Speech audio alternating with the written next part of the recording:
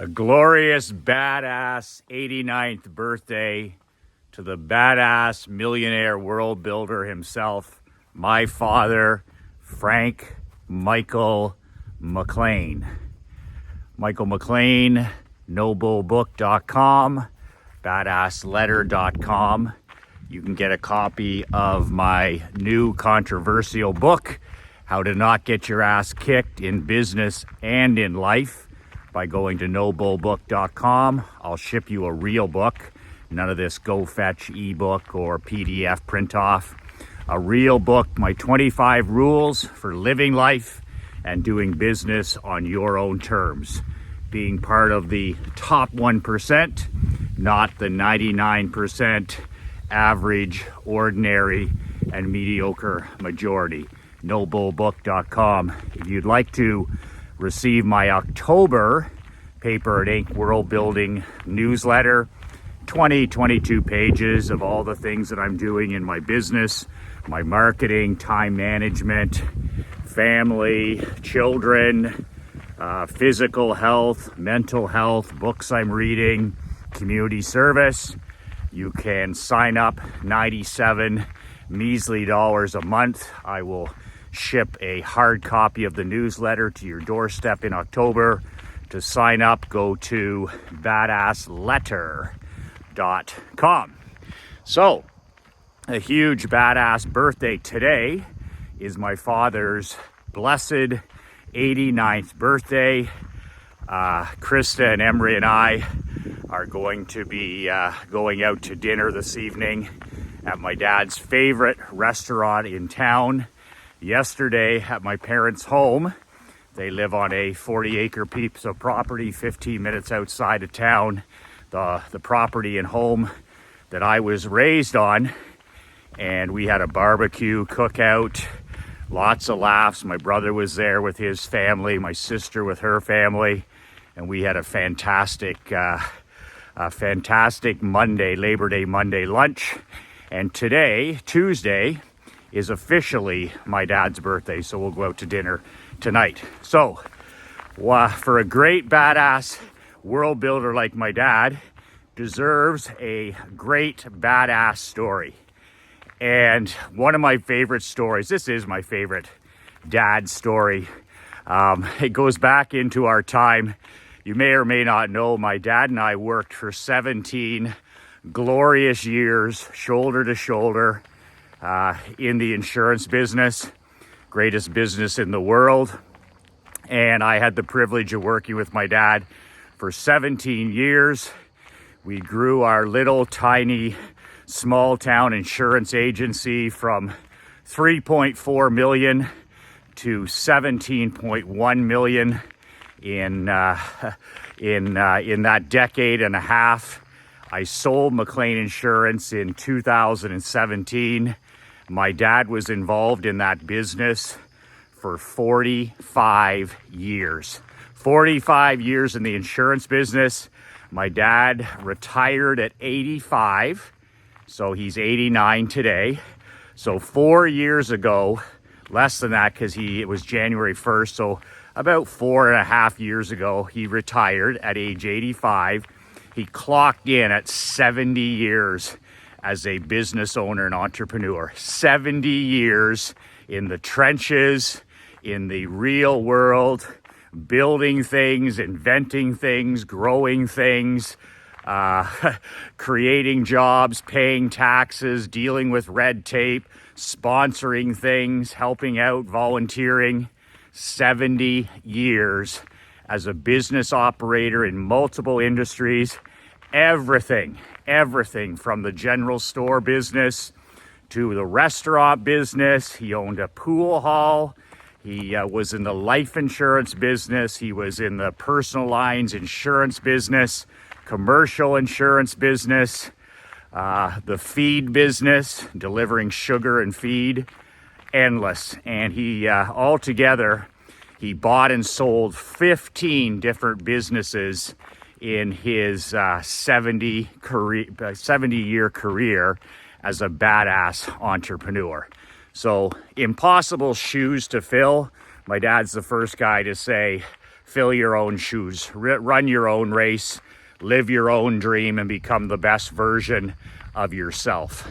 So the best story, or certainly one of the top stories I have to share about my dad, goes back to our time together in the insurance business, when, you know, you really see a man's character when adversity, or so-called adversity, put a man under pressure, and you're going to see their character. The old saying of, it's a person is who they are when they flush the toilet and the water's rising and you don't have a plunger in your hand. That's exactly who you are. So put a person under pressure. Pressure, you know, it makes you better or it makes you worse. That's what I used to teach my hockey player athletes. Pressure, in other words, the playoffs, makes you better or it makes you worse. And in this story, my dad proved that he is the cerebral assassin. He is the cerebral assassin. He could not be rocked. He could not be intimidated. He cannot be unsettled. He cannot be knocked off his game. He is the cerebral assassin. I'm more like my mother than I am like my father. I have my father's passion and obsession for entrepreneurship. I have my father's passion and obsession for sports. But I have my mother's personality, and my dad is the cerebral assassin. And what I mean by that is completely flatline mental toughness.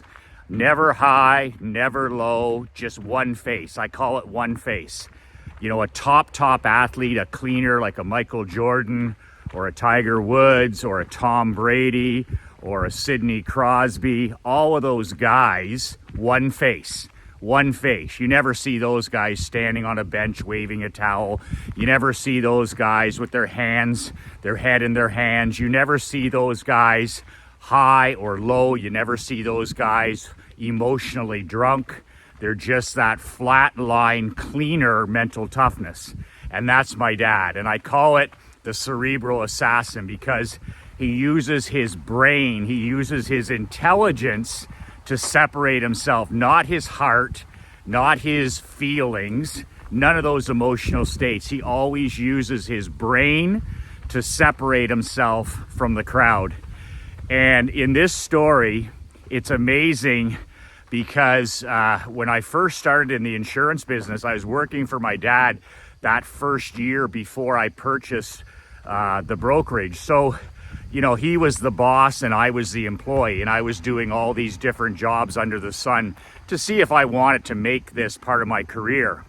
So we were about, I would say, 8 to 10 months into me working at the agency, and I was hot and heavy with all these new marketing, promotion, and advertising ideas that I wanted to test in the agency. I was part of a marketing program, and I wanted to test flyers and postcards and phone scripts and newspaper ads and online stuff and offline stuff and videos. I just wanted to jump in with 2 feet and test all of these different marketing things. What was amazing is my father was game for all of this. And here I am, 8, maybe 10 months into the relationship. I've got 0 experience in the insurance agency. When I joined my dad, I didn't even have a license. I've been coaching hockey, professional and amateur, my entire life plus university. So here I am 10 months in, and I'm walking into my dad's office every day and I'm like, Dad, look at this ad. Look at this full page ad we can put in the yellow pages. Or Dad, look at this flyer that I've designed on goldenrod paper. Or Dad, look at these postcards I can send. Or Dad, we got to get involved in this new online social media. Or Dad, we got to build our email list. Or Dad, I can start shooting weekly videos. And it just went on and on. So not only was the marketing cutting edge for the time, but in the insurance industry, it was just unheard of. I mean, my marketing was just so ugly. Big ass headlines, ugly fonts, the colors were goldenrod and orange and bright yellow, and, just really, really what I call personality marketing, where we're positioning ourselves as the only agent to call. And we got testimonials and we got reasons to call. We got 1-800 numbers. I mean, really, really outside the box marketing, especially for an industry as stale, dull, and boring as the insurance industry. So here we are, 8 or 10 months in, and most fathers, and I mean most fathers, would have kicked their son out of the office and said, there's no way that we're going to be trying that stuff. When you buy the business, you can do whatever the hell you want. And even then, most dads would be like, you're going to ruin this business. You're going to ruin our reputation. You're going to embarrass the family. I had none of that from my father. I had absolutely none of that. And that's why I call him the badass cerebral assassin. When I walked in there, and I'd have these pre-designed, like I'd get these designed at the printers, and I'd say, Dad, check out this auto flyer, or check out this postcard, or check out this newsletter that we need to start sending. And my dad at the time was doing traditional advertising, put a small ad in the yellow pages, sponsor a sports team, be part of the Rotary Club, that kind of stuff. So this stuff was from a different planet, this personality marketing that I was designing. So here's my dad. He doesn't get emotional. He's not emotionally drunk about any of it. He's like, I'll never forget his words. He's got all this crazy, ugly ass marketing all over his wooden desk. And I'm like, what do you think? What do you think? Isn't this great? And he looks at me and he says, all we can do is test. All we can do is test. So even though my father didn't have a background in direct response marketing where we test every single dollar for return on investment, if you spend $1, you need $1 back. If you spend $5, you need $5 back. Direct response marketing is pissing through a straw. It's the opposite of the shotgun approach. It's that rifle approach. It's that pissing through a straw, niche marketing, and every single dollar has to be accountable for itself. If I spend $1, I need at least $1 back. And my goal, of course, was always 2-to-1, 3-to-1, 20-to-1, whatever. So my dad, he just rocked me with that. He's like, okay, let's go. Let's test these. So he didn't get all emotional or all, oh, what are people going to think? Or this is going to be embarrassing. Or all he could think about with that abundance mindset was, what if this works? What if this doubles our business? What if this makes us more money? And that's the 1% mindset that he has that I teach here, where 99% of people would be like, how much does this cost? Or is this going to embarrass us? Or how much is the printing? Or are we going to get ourselves in trouble? Are we going to hurt the business? He had none of that. His was a complete killer, cerebral assassin, abundance mindset. The first thing he looked at that ugly marketing on his desk, he's like, let's test. So I outlined to him, I said, okay, I'll mail 100 of these postcards. 100 postcards, that's $100. He's like, okay, let's do it. $100. So it's $100. It's 50 cents to print, 50 cents to mail it with a first class stamp. He says, I said, I'm going to send these 100 postcards to the top 100 businesses that I would like to be their insurance agent. That's how I created my list. I literally went through the phone book, the yellow pages, the white pages. I wrote out their complete address, and I asked myself the question. I said, who are the top 100 businesses that I would like to be my client that aren't? And that was it. It was within, 50 miles of our office, maybe. So I made a list of 100 addresses, 100 businesses that we could write. And I literally mailed this ugly, tiny, dirt cheap postcard to these 100 postcards, $100. And then I sat back and I'm like in the office waiting, right? I'm waiting. I'm like, is the phone ever going to ring? Is anybody going to email us? What's going to happen? And my dad was the same way. He's like, this is exciting. This is exciting. So to make a short story long with that one, out of the 500 postcards, we ended up writing something like 13 accounts. I'm not kidding, 13 accounts. So out of 500 of those dirt cheap postcards, it was 100 to start. So out of the 100, I remember out of the first 100, I think we wrote 3 accounts. Let's say 2, let's say 3 accounts. So a 2 to 3%, which is, 5% is a home run. But this is an ugly postcard, and, I did it in a few hours. It was nothing big. So we write like 3 of these accounts. We write the business, we write the trucks, we write the cars, we write the business, the home, the cottage, the RV, the ATVs. We write it all, right? These are great accounts. Some of them are 25 grand, some are 50 grand, some are 100 grand. So we write 3 accounts out of that, out of those 100 postcards. So I remember going back into my dad's office when all the dust had settled, and I said, okay. He's like, how many did we sell? And I'm like, well, we didn't do that great. I said, we sold 3 out of 100. So my dad does the math, right? He's a total math guy. It's business to him is math. The cerebral assassin. So he goes, okay. So we invested $100 of our money. 100 postcards cost us $100. He goes, and you wrote how much in premium? And I'm like, well, we wrote 3 accounts. We wrote almost $100,000 in premium. 3 accounts. They're each a little over 30,000, so almost 100 grand. And he goes, the average commission on those is what? 15%, 20% for property, whatever it was, 11.5 at the time, 12% for auto, whatever it was. So he goes, average 15%. So he said, you've got $15,000 in net profit from $100.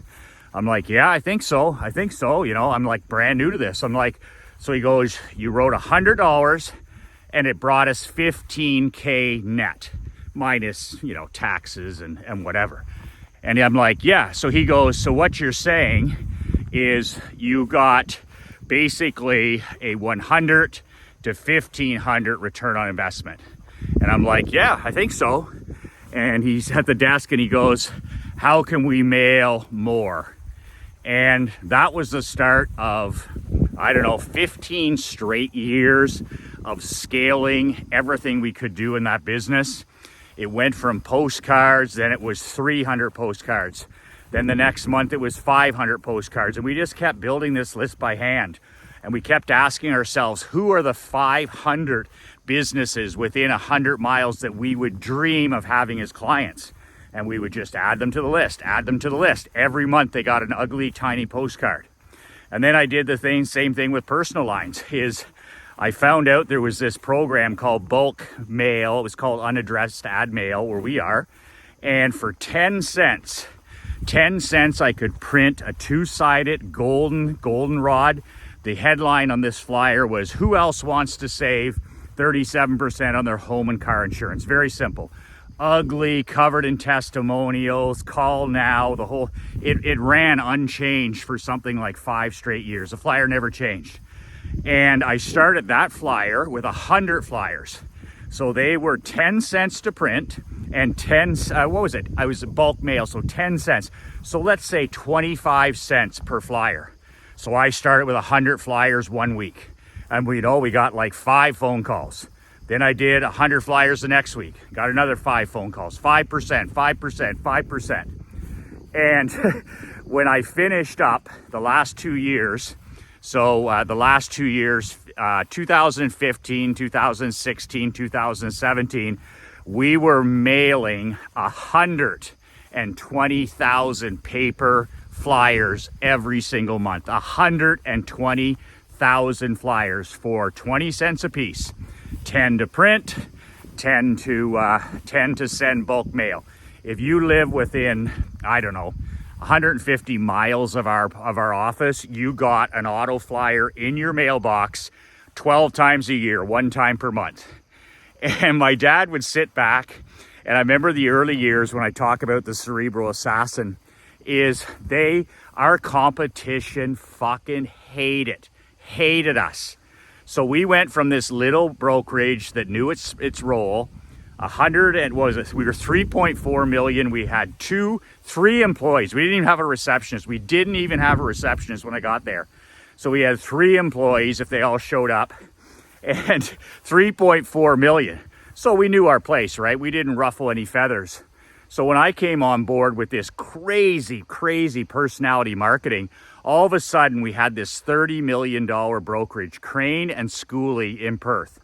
And they were 30 million. They were the cat's ass, right? They were the big commercial dealer. They had the big offices, 35 people, and they ran the golf courses, and they thought they were pretty great. And here I come along, and I just worked and created all this marketing the first 8 to 10 months. And then when my dad said, ready, set, go, it was just an explosion into the marketplace. As my dad said, they'll never see you coming. They'll never see you coming. He used to come up in my rental office there that my friend Tom Burns let me have. Yeah, I rented it every month. There was no technology. And like I just up there, all the walls were just covered in different marketing, advertising, and promotions. It was like two young guys working in a garage today to kill Apple. Or it was like Gates, working to change computing. It's like Steve Jobs working in the darkness to change technology and how we communicate, and Apple and all that stuff. It was like Bezos working, creating a book company and then transforming it into Amazon. On a smaller scale, it was just like laboratory. And then just one day when my dad said, yeah, let's test it. And holy hell, it was just crazy. Even those 100 postcards and then the 100 flyers, these guys would get a copy of it at their $30 million agency, and they just lost their minds. Instead of like sticking to their knitting like a cleaner does, like who cares? You're a $30 million agency. Oh, no. I distracted them. I took 10 years off this guy's life. His name was Richard Schooley the first. Richard Schooley and Crane and Schooley. So right off the bat, I re-nicknamed him, right? I called him Dick Schooley, and he hated that. And instead of making sure that he received the stuff in his office or at his home in Perth, what I did is I put him on my VIP mailing list. So every month, Dick Schooley would get a huge package of our marketing. It'd be our newsletter, our flyer, our postcards, whatever we were doing, our free pizza, whatever. And it would come to his house, Dick Schooley, Richard Schooley. Here you go, Dick. And oh my God, I took 10 years off that guy's life. And he eventually sold the business and retired before even I had a chance to get out. So this guy, he was my tomato can because he was such a pompous ass, and the way he just couldn't stick to his own knitting. And we just had so much fun kicking this guy's ass for like 13, 14, 15 years. And then there was, and the business was called Crane and Schooley, and our employees, I got up to 23 employees, and our employees confidentially in the office would call it Crane and Screw Me instead of Crane and Schooley. So I built this like walled garden, this mentality amongst my team members. It was us against the world. It was us against the $30 million agency. It was us against the ivory tower. We were the blue collar agency, and they were the white collar, elitist. And we just framed this and positioned it. And we were up to 340 phone calls a day on 16 phone lines, 24 hours a day, 340 calls a day. And we started with, 3 phone lines and 2 people and no calls per day. So we had fun. We had a lot of fun. And my dad he just sat there like, the fox in the hen house. He was just sitting there with a big smile on his face. And the one thing I'll say about this story, about my dad that really shows, he was the cerebral assassin, is he couldn't be intimidated by other people's offenses or feelings. So intimidation happens in our life every day, right? You were being intimidated by mainstream news. You're being intimidated by your friends. You're being intimidated on social media. You're being intimidated with TV ads, with movies, with shows. It's all the same stuff, right? Whether it's the nonsense you see, or if you have an opinion or freedom of speech or any of that stuff, then you're like, oh, you shouldn't say that. So never in history have we been pushed so hard by 24-hour news and social media. It's why you have to stay out of those swamps. oh, well, you should be ashamed of your success, or you should be ashamed of being an entrepreneur, or you're the evil top 1%, that kind of stuff that I have a good laugh at. But it was funny. My dad could never be shamed. He could never, ever be shamed. He was about doing the right thing, and he didn't give a shit. He doesn't give a shit about what anybody else thinks. And I'll give you a couple of really good examples. When we started to rock and roll here, all of a sudden, this $30 million agency, Crane and Screw Me, they started sending our stuff to the compliance and disciplinary committees, right? So the insurance business is like law. It's like the financial business. It's really regulated, right? So instead of competing, instead of getting out there and selling with his 35 people, he couldn't do that. What Dick had to do is he packaged up all my marketing and he kept sending it to the governing board, the disciplinary commitment, hoping that something would stick, right? Throw it against the wall, throw it against the wall. And he thought of himself as one of these pretty high elite guys in the industry. I don't approve of this marketing. This marketing is unprofessional. This marketing is it's bad for our profession. It's embarrassing. And I never forget, finally, something stuck. I forget what it was. They had to. They were so sick and tired of listening to this guy that one day I got this. My dad calls me in the office and he hands me this big, thick envelope. And it's from REBO, the Registered Insurance Brokers Association. It's the disciplinary board, right? So my heart's like, admittedly, my heart is in my throat. I'm like, what the hell's this? My dad's like, just answer their questions, get back to them. That's all he said. Just answer their questions, get back to them. He didn't say anything about, oh, we got to be careful, or maybe we need to slow it down, or maybe we're being too aggressive. Never. The cerebral assassin didn't say that. He said, answer their questions, get back to them, and let me know. And the reason the package came to him, because he was still the official owner of the agency. So I go and answer the stuff and I send it back, my yellow page ads and flyers. Why do you use these colors? What do you mean by a guarantee, money back? All this horse shit, right? So anyways, admittedly, I'm nervous about it. I'm like, holy geez, they're going to take my license or something, which was never, ever, ever the case. So my... that ended that. It nothing ever came of it, but my dad was rock solid. He's like, just keep doing what you're doing, son. Just keep doing what you're doing. A second example of brass balls was one day, my dad walks by me and goes, just get off the phone with your sister. And I was like, really? And my sister is a nurse at the Heart Institute, a very successful person in the medical field. And we were maybe in 2 or 3 years into the marketing. So maybe 2 or 3 years. We weren't long into it, but we were rocking it, right? And my sister got a copy of the local newspaper or local magazine. Maybe it was a phone book. It doesn't matter what it was. And here's this full page, big ass, like free money or save 37% or exposed or the most hated man in insurance. And my sister's eyes would have just blown out of their sockets, right? And she phoned up my dad right away and she's like, oh my God, what's Michael doing to the agency? He's embarrassing himself. He's embarrassing you. The business is going to go bankrupt. You're going to lose all your clients. And my dad, being the cerebral assassin, he's like, yes, honey, yes. I'll talk to him. He's not going to talk to me. He's like looking at the net income. He's like, holy shit, we've 3x'd our business in the last year. We've 4x'd it, 5x'd it. He doesn't care about any of that stuff, right? The assassin is at work. Feelings to him mean nothing. Emotion means nothing.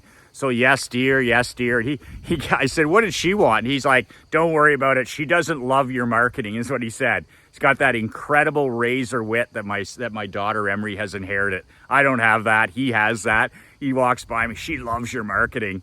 And, that was the end of it. We never heard another thing for probably till the day we sold the agency. Didn't hear another thing from my sister. So then the final one, there's always that second shoe going to drop, or maybe in this case, the third shoe. And finally, Dick Schooley's sending my stuff off. He's sending my free pizza promotions. He's sending my jewelry, Christmas promotions. He's sending my warranties. He's underlining stuff. He's spending, I'm taking years off of this guy's life, right? Just the ultimate tomato can.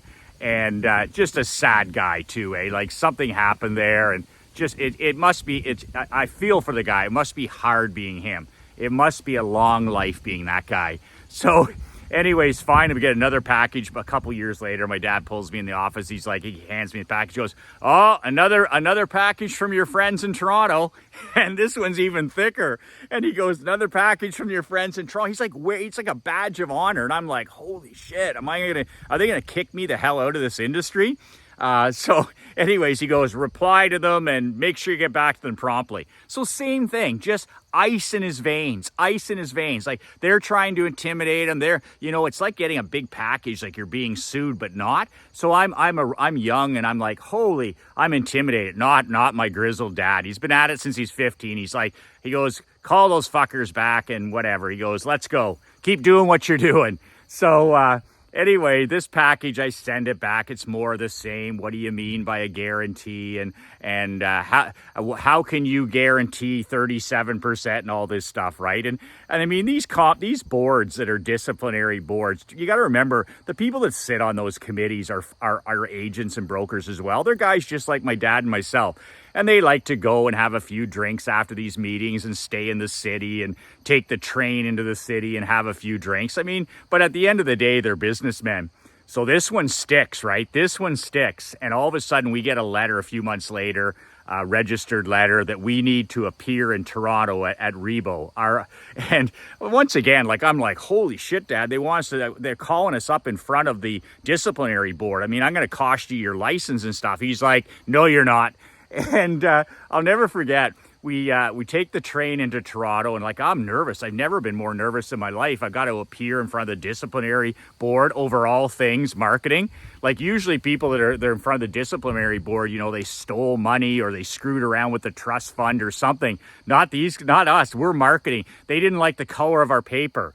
So my dad, he's cracking jokes like this. So we get up that morning, my dad puts on his usual 3-piece suit, I put on my suit, and we take the subway down to the biggest building in Toronto, and we go to the top floor, and here's 15 guys in this massive $1 million conference room. And my dad's he walks over and he fixes them they got the breakfast out. So here we are, we're like the guys on trial. My dad walks over, fixes himself some breakfast, pours himself a cup of coffee, gets some, a banana, gets a croissant, and, makes himself some breakfast. I don't even think they didn't even invite us over. And he comes and he sits down. And it's just the two of us at the end of this table. It's something you'd see in a comic, where there's the two of us and then there's this panel of 15 and they're too far away. You have to almost yell.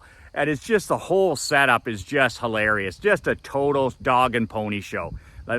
Just a show. So they talked to us that morning and all of a sudden, boom, comes through the door. They have a witness, a testimonial of all the things. Dick Schooley. So here comes Dick. They brought him in. He stayed overnight and he's there to testify against us with marketing, to testify against marketing.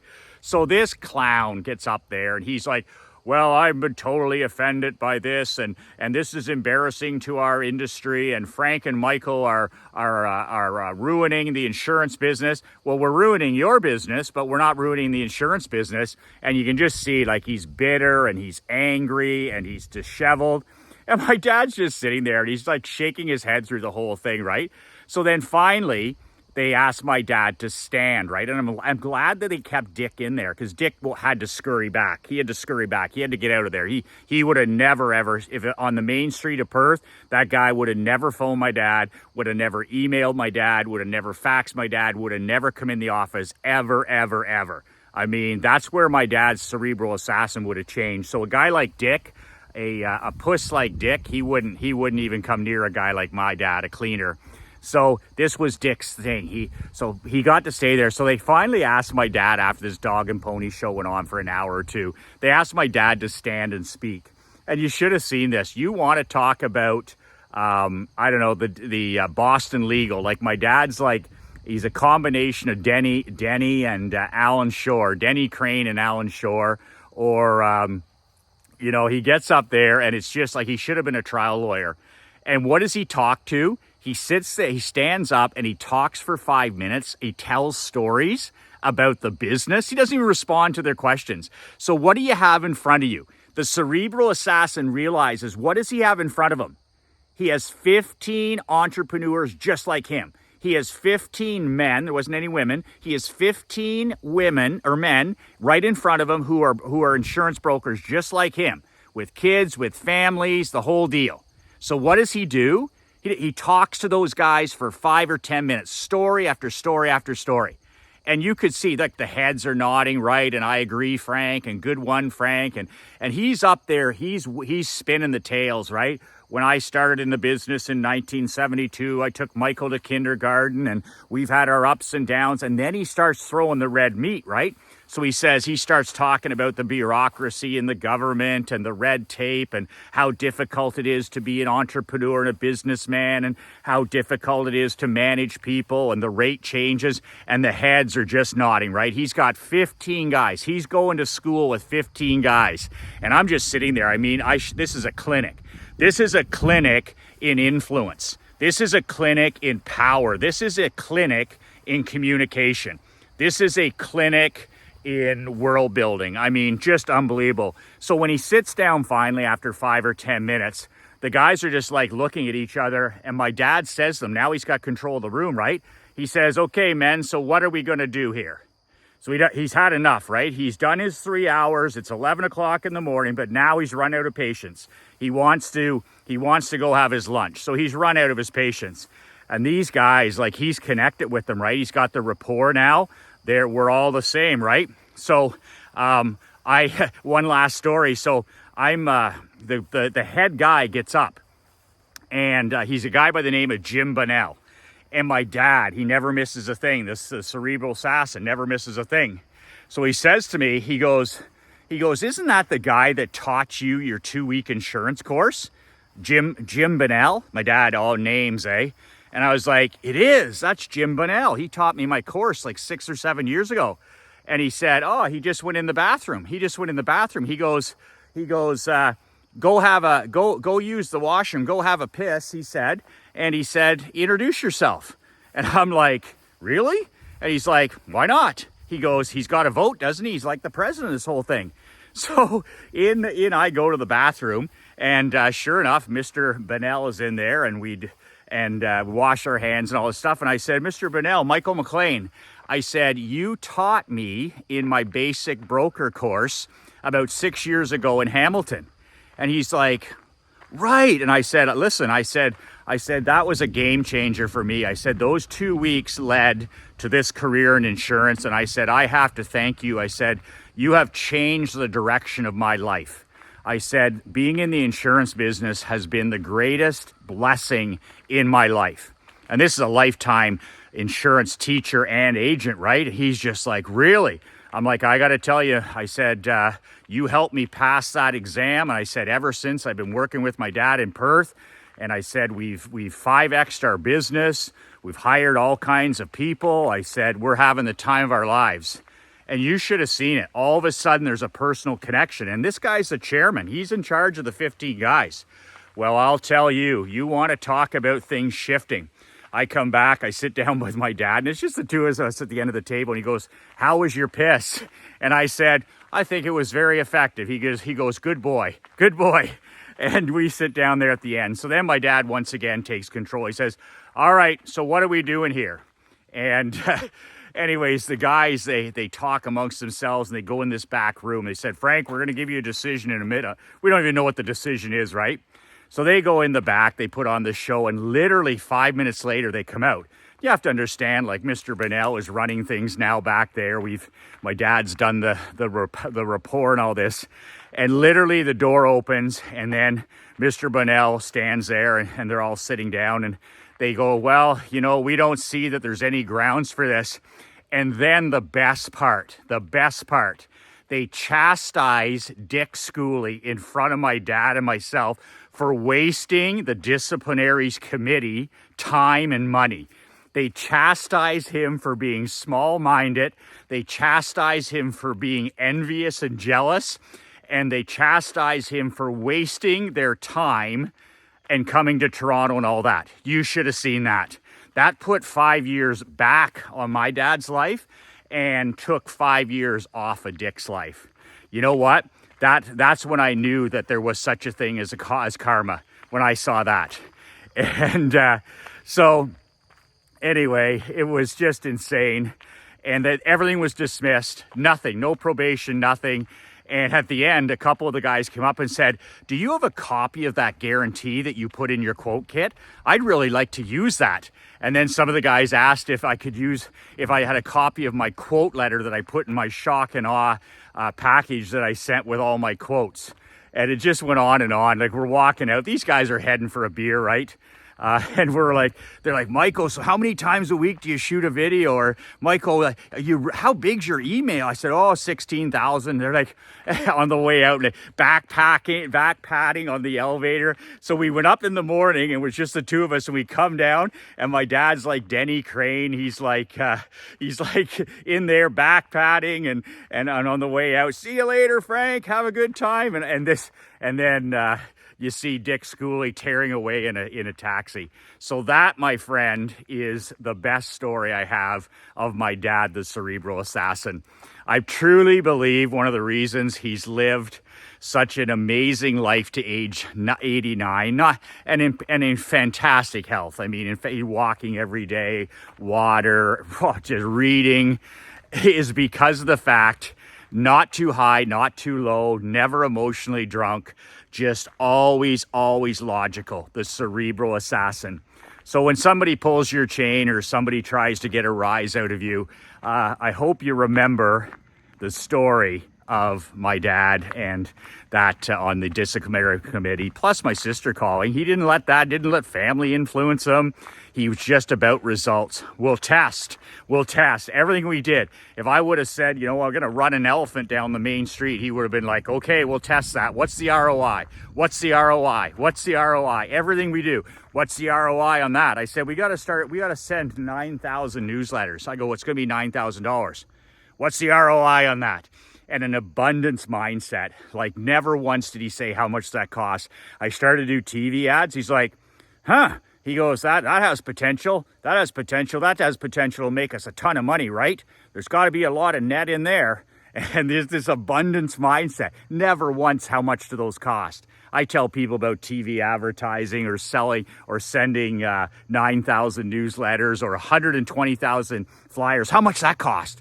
No, not the cerebral assassin. How much did you make with that? How much income? How much profit? What was the return on investment? That's what makes him a business titan.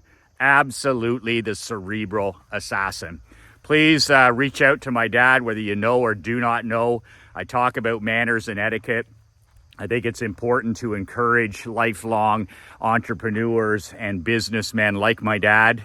And I've included his email below and also in the email.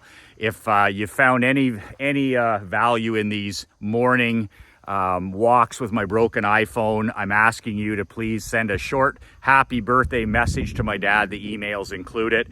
That goes back to my manners and etiquette where, if a person's a complete stranger, you can still have an impact on them that day.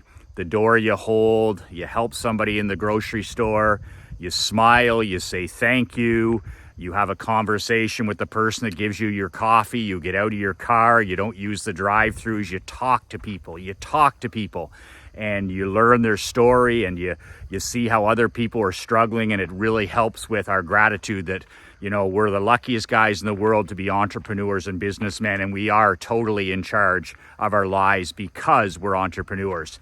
And if you would send an email to my dad, I'd greatly appreciate that. He'll read every one of them. He'll print off every email. That's one of his things too. He prints off every email. He is a massive tree killer like me. I got it from him. He doesn't give a shit about technology. If he gets 300 emails, that's 300 pieces of paper that you can take pride in. We're tree killer, absolute tree killer, my dad. So I appreciate that. Until tomorrow, remember, you get a copy of my new book at nobullbook.com. My newsletter, 12 months, $97 a month at BadAssLetter.com. BadAssLetter.com. Until then, remember to hug your wife and children and tell them how much you love them. 2 words that change my life, 2 words that'll change your life. Be relentless.